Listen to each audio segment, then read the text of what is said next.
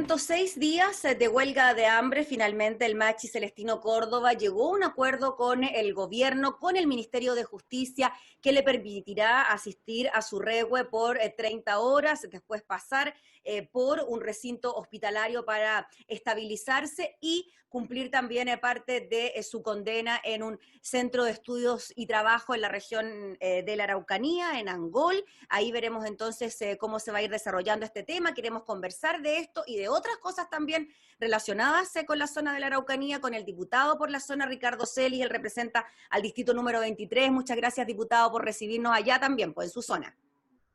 Hola, buenos días. Veo que está soleado allí, aquí también. ¿Sí? ¿Solcito? Ya, Sí, qué bueno. Diputado, bueno, fueron 106 días de huelga de hambre en que el Machi Celestino Córdoba estaba solicitando asistir a su regue, una ceremonia ancestral que tiene que ver también con su condición de Machi, de autoridad religiosa para el pueblo mapuche. Se llega a un acuerdo. ¿Qué le parecieron a ustedes las condiciones de este acuerdo, las consecuencias también que tendrá para el Machi esta situación? Con la diputada Nullado, la diputada Mix, el diputado Barrera, fuimos a visitar a Celestino Córdoba, fundamentalmente por un motivo humanitario. Yo soy médico, además, el colegio médico estaba bien involucrado en esto, porque nos interesaba y nos interesa sobremanera que una persona no muera producto de una decisión que tome de hacer una huelga de hambre a fin de solicitar algún derecho, hacer una interpelación al Estado, como en este caso lo estaba haciendo Celestino Córdoba. Él no estaba pidiendo una pena alternativa.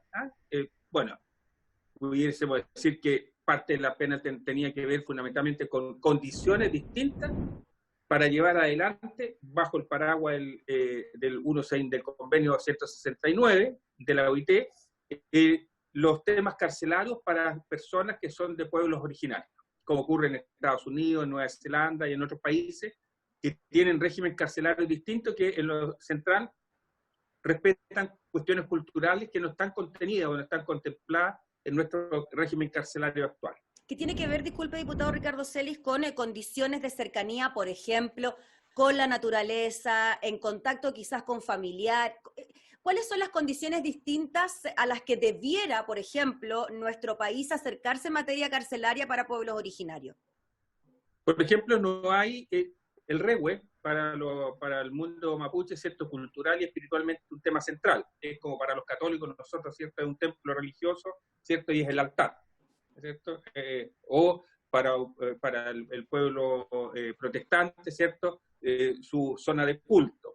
O para los musulmanes, ¿cierto? Que tienen prácticas religiosas y culturales muy distintas a las nuestras. Entonces, nuestro régimen carcelario no está adecuado a eso. Está centrado fundamentalmente en la religión católica y en la religión, en el mundo evangélico. ¿Ah? Pero no tiene otras expresiones de esa naturaleza, no se ha adecuado a aquello. Si hubiese un musulmán, como me decía el director regional del INDH acá, me decía, si hubiese aquí un musulmán no tendría posibilidades de llevar adelante sus prácticas porque el régimen carcelario no se lo permite, porque choca. Bueno, lo mismo vale acá, ¿cierto? Hago la analogía, porque es la misma situación. De eso se trata, que hay expresiones religiosas, culturales, espirituales que tienen los pueblos, los distintos pueblos, las distintas culturas, que no están expresadas necesariamente en los regímenes carcelarios. Eso es lo que estaba pidiendo específicamente Celestino Córdoba. Él no estaba pidiendo ir al CEP, que es la solución final. Pero el CEP obviamente reúne condiciones más posibles, por ejemplo, para la instalación del regue, porque un regue no puede estar instalado en una pieza de cemento, con un piso de cemento. Tiene que estar conectado con la tierra. Porque parte, un elemento central es que haya conexión con la tierra, ¿cierto? Que para mapuches, mapu, tierra, culturalmente es la tierra, la fuente de energía, la fuente que genera estas condiciones. Entonces, nuestros regímenes carcelarios no están adecuados a eso. Y por eso parecía, cuando hay estas conversaciones, parecía interesante que el ministerio siguiera llevando adelante esta conversación. Hubo una reunión de exintendentes de la región de la Araucanía, asistí yo también allí, nos juntamos varios, y lo que le pedimos al gobierno, le pedimos 5 puntos. uno de esos puntos, o acordamos 5 puntos porque no todos están dirigidos al gobierno, y uno de esos puntos, el punto 1 era que tomara todas las medidas necesarias para evitar o terminar con la huelga en las mejores condiciones para las personas que estaban haciendo huelga de hambre. Y me parece en esa lógica, de ese primer punto, parece razonable y aceptable lo que hace el gobierno y lo que hace el señor ministro de Justicia, ¿ya? Yo creo que él dio pasos correctos, ¿ya? En el sentido de avanzar a un punto de encuentro, ¿cierto?, que no desdijera lo que acordó la Corte Suprema, porque la Corte Suprema hace toma una decisión muy clara, conocida públicamente, que no desdijera lo de otro poder del Estado, pero además estuviese en manos del Poder Ejecutivo poder llevar adelante algunas de esas medidas. Y yo creo que la decisión que toma es correcta. El diputado Ricardo Celis, en cuanto a la solicitud inicial del Machi Celestino Córdoba, usted me podrá corregir o no, porque han aparecido distintas informaciones sobre la solicitud inicial, era transformar su condena en la cárcel en esta condena en su regue, es decir, en su comunidad. Eso finalmente se rechaza, ¿no? Eso fue lo que hasta la Corte Suprema rechazó, que no puede haber un cambio de modalidad, ¿no? Pero lo que sí se acepta entonces es que él vaya a su regue 30 horas, me imagino, en su comunidad, y después pasar a este set que, como usted nos decía, tiene las características naturales más óptimas para que él pueda continuar con sus actividades religiosas. Eso es en concreto, ¿no? Eso en concreto. Diputado, yo le quería preguntar a usted, quizás para la gente que no practica ningún credo religioso, mapuche, católico, evangélico, budista, musulmán, etcétera. ¿Por qué habría que tener algún tipo de beneficio especial en materia religiosa para todos estos que estamos nombrando, ¿no? No solo para el pueblo mapuche, si es que estamos hablando de condenas y de delitos bien complejos, ¿no? En este caso Luxinger Macay u otros. Porque es una obligación del Estado generar las mejores condiciones para que todas las personas, en sus distintas acepciones del mundo de cultura y todo, puedan cumplir lo que el Estado se fija, porque el Estado es el que fija las reglas para estos efectos, pero pueda cumplirla y a la vez respetar los otros elementos, porque la condena es la prisión, el estar privado de libertad. Esa es la condena. No es otra. La condena es la privación de la libertad. Todos los elementos distintos que están vinculados a los efectos de la privación de la libertad son temas que el Estado debe conversar. Por ejemplo, si puede haber un venusterio, ¿cierto? Si pueden las personas privadas de libertad pueden tener vida sexual con su pareja. El Estado pudiera decir, no, su condena es que usted está privado de libertad. Pero sí, obviamente, los derechos, ¿cierto?, sexuales, ¿cierto?, y reproductivos, no están condenados. Lo que está condenado, la condena es la privación de la libertad. Por lo tanto, para ese efecto y para otro, el Estado tiene que buscar todos los mecanismos para que las otras cosas distintas a la privación de la libertad puedan ser llevadas adelante por la persona. Porque aquí la persona humana, es lo más central. Y el Estado tiene su deber de cautelar, ¿cierto? Diputado, bueno, hablábamos de este CED, que es el Centro de Educación y Trabajo de la Macrozona Sur, donde finalmente, y usted también me entregará más información al respecto, llegan aquellos reos, diputado, que han tenido algún tipo de comportamiento bueno al interior de los penales, que tienen la intención de practicar o desarrollar algún oficio que se pueda desarrollar en este mismo lugar, ¿no? Es una condición distinta a la de una cárcel normal. Así es. A mi entender, así debería ser en general, ¿no? Así deberían ser todas las cárceles, ¿no? Así deberían ser todas las cárceles, ¿cierto? Que tú pudieras ejecutar tu trabajo, hacer mueblería, desarrollar muebles, venderlos, o sea, lo que estamos hablando respecto, tú no estás condenado a no tener ingresos, pero es cierto, claro. Y además, incluso para el Estado sería más, entre comillas, rentable tener una cuestión de esa naturaleza, que es lo que tenemos hoy día. Parece... Es lo peor, ¿no? Parece un tipo de cárcel ideal, entre comillas, ¿no? En relación a lo que sabemos de los recintos penitenciarios en el país, ¿no? Sí. Y lo que hoy día aparece en el Mercurio una crónica bien particular respecto a este centro, el de Angol, y daría cuenta de una serie de falencias en materia de seguridad, de estos recintos, bueno, relatan una serie de hechos, incidentes que se habrían producido en los últimos años, algunas fugas de detenidos en el lugar. ¿Qué le parece a usted eso en relación a posibles incidentes que se puedan registrar en este set? De las personas que opinan en ese artículo en el diario, ¿cierto?, en el Mercurio específicamente, me parece rescatable y atendible el de Jorge Luxinger, porque tiene que ver con un familiar directo de la víctima, ¿cierto? Tiene todo el derecho a tener una visión crítica. Yo lo encuentro que él tiene el mejor derecho. ¿Ah? De todas maneras, su opinión yo lo respeto enormemente porque son sus padres. ¿Ah? Entonces yo allí no... Sin embargo, me extraña mucho la opinión de personas que no han colaborado. Yo te decía que cuando nos reunimos los intendentes fijamos 5 puntos. El 5.º punto era que los gremios hicieran todo lo posible de su parte para colaborar también en lo que es alcanzar un estado de mejores condiciones de paz en la región. Y los gremios cuando emiten esas opiniones no avanzan en ese camino. ¿Ah? Ni la SOFO, ¿cierto?, ni APRAIS no avanzan en ese sentido. Entonces a mí me extraña mucho que ellos, en lugar de que avancemos en la búsqueda de solución, aquí el Estado, estamos pagando los efectos de una cuestión que hizo el Estado en el 1880, ¿no? Aquí en la región de la Araucanía, toma una decisión el Estado de forma unilateral, anexa este territorio en condiciones que hasta hoy día nos pesan. Bueno, nosotros, los que vivimos acá, tenemos que hacer los mejores esfuerzos todos para alcanzar el mejor estado de convivencia. Me extraña mucho la opinión de ellos.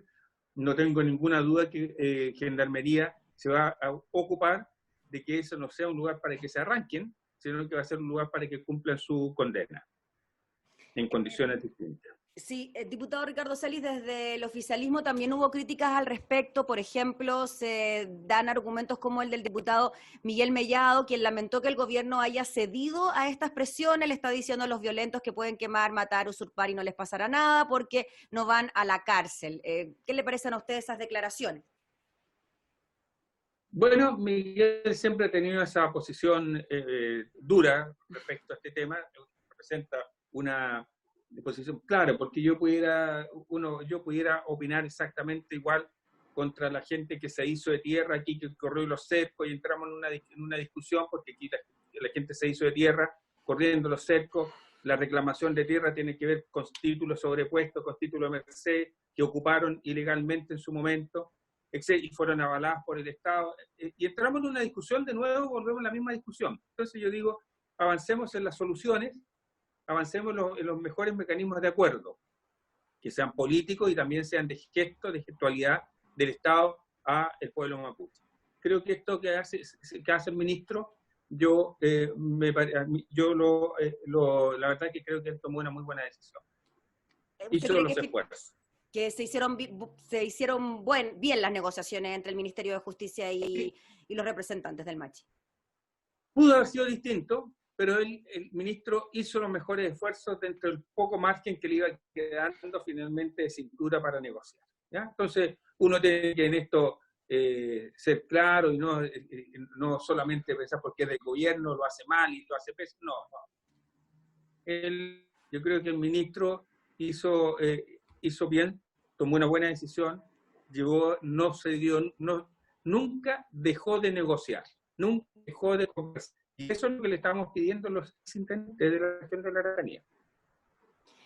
Diputado Ricardo Celis, le quiero preguntar por otro tema que de alguna manera también tiene que ver con el pueblo mapuche y sobre todo con su zona, con la zona sur, que tiene que ver con el uso de leña como calefacción en zonas saturadas. Ayer la Comisión de Medio Ambiente despachó este proyecto que prohíbe el uso de leña en zonas saturadas. Ya había sido tramitado esta iniciativa, fue votada en sala, sufrió indicaciones, volvió a comisión.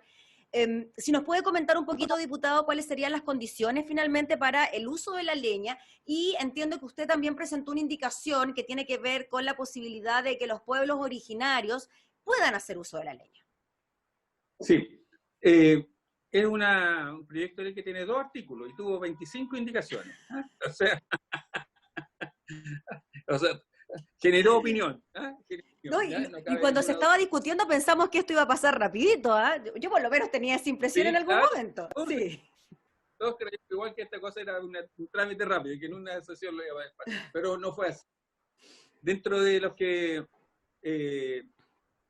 cuando vuelve a la comisión, dentro de las indicaciones, la diputada Nullao y algunos comuneros de la zona de Osorno, hacia el interior, fueron a la comisión e hicieron un planteamiento que me pareció interesante, que dice que ellos usan la leña de modo consuetudinario, de modo ancestral. La verdad es que ellos la usan en el campo, en el tema central. Pero aquí en Temuco hay comunidades constituidas como tales que viven en el borde de la ciudad. Y esta es una zona saturada, la de Temuco y Padre Las Casas. Y hay comunidades que viven allí y que usan leña con esa misma lógica. Entonces, atendiendo lo que nos estaban planteando respecto al uso ancestral, consuetudinario, cultural de la leña, entonces nosotros entendimos, y por eso yo hice la indicación, porque creo que lo que están planteando ellos es correcto, de que ellos puedan usar la leña en esas condiciones. La restricción está fundamentalmente centrada en aquellas personas que tienen ingresos más altos, y suponemos nosotros que para saber que tienen ingresos más altos, dijimos los que tienen vivienda de mayor costo, sobre 1.200 UTM. Toda la vivienda en donde el Servicio de Impuesto Interno diga que su tasación desde el punto de vista del Servicio de Impuesto Interno es de 1.200 UTM para arriba, ellos por este año estarían, desde que se publique la ley, que espero que sea el próximo año, ellos no debieran usar leña. Después, el año que le sigue, aquellas de 900 UF.